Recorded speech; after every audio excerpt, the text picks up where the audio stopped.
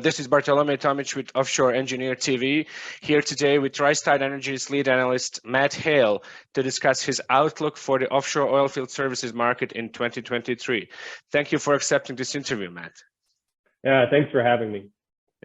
To start things off, in an article written for Offshore Engineer, you said that offshore E&P capex is on the rise and will shake off the pandemic-induced declines. Can you paint a broad picture on how the market was affected during the pandemic? Who were the biggest victims, so to say, and what is the current situation there? Yeah, sure. So, in terms of, who felt the impact of the pandemic the most in the oil field, we really look at Africa, which made up almost $9.8 billion of a $26 billion drop in capex. Europe and South America, to a lesser degree.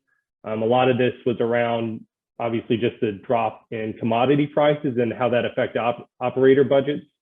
But in addition to that, you've got sort of issues staffing job sites, as well as, if you're heavily reliant on expat workers, they're having difficult time getting around. And so that's why we see those geographies as suffering more. Of course, it declined globally everywhere, but less so in, say, North America, the Middle East, and Asia.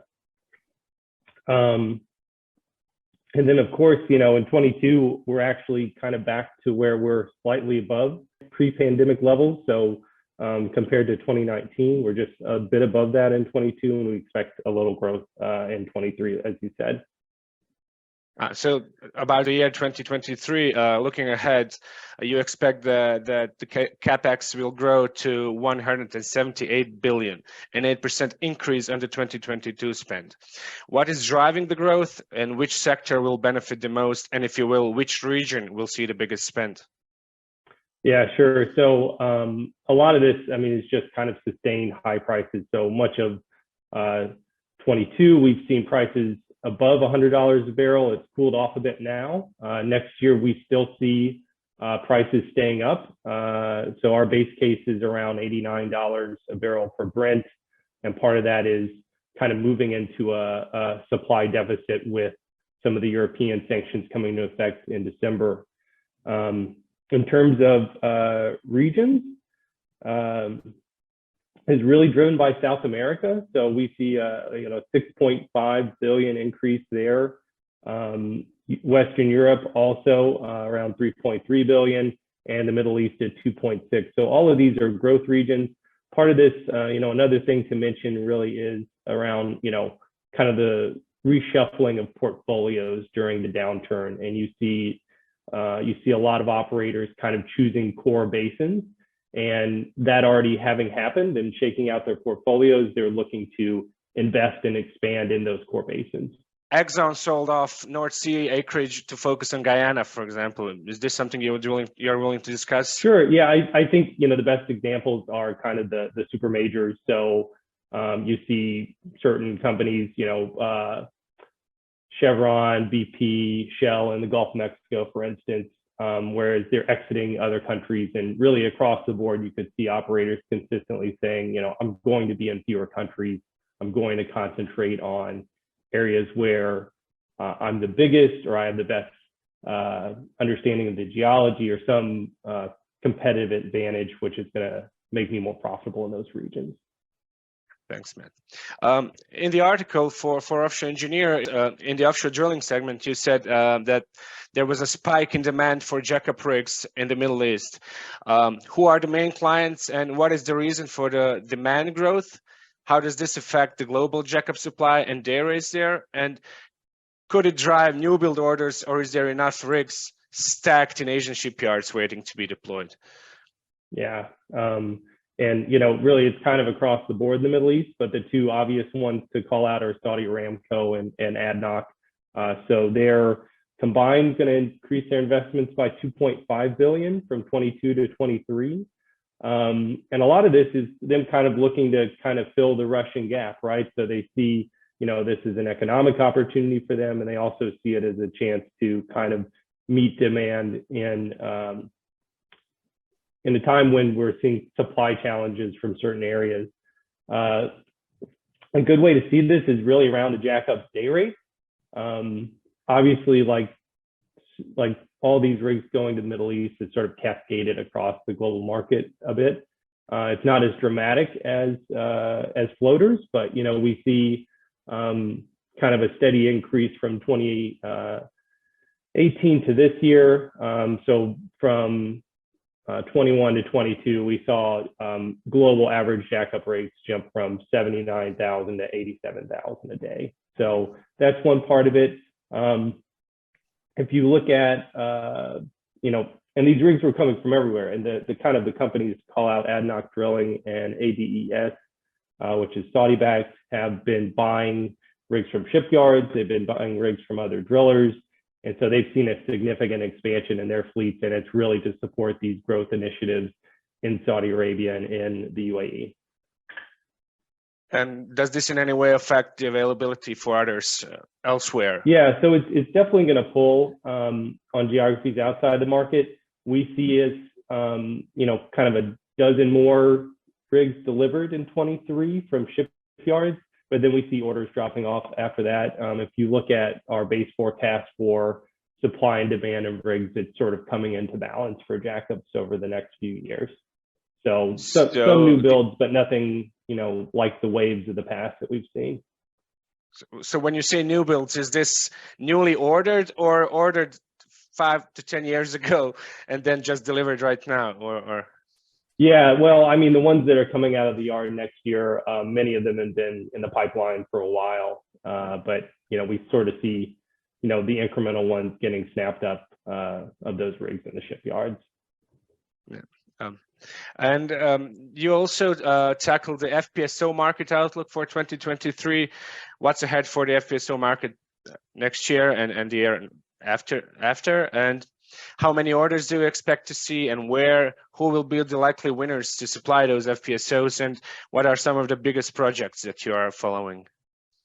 Yeah, sure. So, I mean, the story's been Brazil and Guyana, and we see that kind of continuing into 23, 24. Between those two, we're going to have an additional, 6 FPSO awards in 23. When you look at who's supplying these, SBM Offshore has been a big winner in this. So they've moved to this kind of modular fast forward hull design. And, they've seen 4 orders for that from Exxon in Guyana. They've seen another 3 from Petrobras in Brazil. MODEC is now seems to be more competitive in this. So they've developed a similar concept in their M30 hull. And, they've already seen 1 order from Brazil and an additional order this month in Guyana. So those 2 companies you see, coming into market with these, larger, but also a more standardized modular approach to hull design. And then let me add, I guess, just outside of there, we look to Angola. So Total Energies, the newly formed, Azul Energy, we expect each to have an award next year. And then Equinor has a couple awards coming up in the coming year. One's in the UK and one's in Brazil. Yeah. Azul Energy is the BP Eni joint venture for Angola, right? That's correct. Any take on talking about Total Energies and Western Africa? When can we expect a floater in Namibia for the 2 discoveries made by Shell and Total Energies this year? That's a good question. Certainly, like the geology there suggests that there's a lot of opportunity coming in the pipeline. I can't say in front of me right now when that delivery is, but certainly another thing to keep on the radar. Yeah. Okay. And still sticking to the in the deep water, but not necessarily on the FPSOs. Any thoughts on the deep water outlook? So you can choose the metrics of your choice: rig demand, subsea trees, equipment. What's the hottest region? I guess again. Yeah, I think like the thing I look at that jumps out is really kind of floater day rate. So the last 4 years we've been hovering at or around 200,000 a day, and of course that's way off of what we saw several years ago, going back to 2014. So we seem to have stagnated, but this year that jumped to over $340,000 a day. And that's for new contracts. So when a rig becomes available, outside of extension or options. They sign a new contract for those awards this year. We've seen the jump from 219,000 last year to 343,000 on average this year. So that's kind of a significant data point. Sorry. When you say floater, you mean both semis and drill ships, or are drill ships the preferred option, or? I mean, certainly, like if you look in Brazil or Guyana, it's mostly drill ships, but for certain markets in the North Sea, you're looking at semi-subs. It's just dependent on conditions, but we're including both. And then I just think that's kind of an indication of tightness in the market. We see that floater market growing through 2026, I believe. So, it's really picking up. It took a lot bigger hit over the last few years than the jackup market did, but we're kind of seeing a lot of life there for the operators of the drill ships and the semi-subs. Thanks. So the overall offshore oilfield services outlook seems rosy then. Is there anything the offshore services and equipment suppliers should be wary of? Yeah, I think, certainly like our forecast is up, our base case, but of course, any kind of drop in commodity prices is going to have a cooling effect. Offshore is in kind of the near term, say over 12 months, usually in a better position than onshore for a downturn because of their contract length. But certainly like any sort of like long-term concern over demand or price is going to have a big effect on FIDs. So those are the things to think about. The kind of events that we could see, obviously, if there's some sort of fast resolution in Ukraine and you see a lot of the Russian production in oil and gas getting back to the market, that's going to have a massive impact. So we look to that, and then the other major things that we keep an eye on closely are demand for fuels and other petroleum products in China specifically, the US and Europe. So if you see big demand revisions there, or you see a lot of Russian production that wasn't expected to come back on hitting the market, then that's going to have an effect on prices and subsequently the oilfield service companies. Thank you very much, Matt, for this opportunity to discuss the outlook for the offshore oilfield services market. This was Rystad Energy's lead analyst, Matt Hale. My name is Bartolomej Tomic with Offshore Engineer TV. Bye-bye.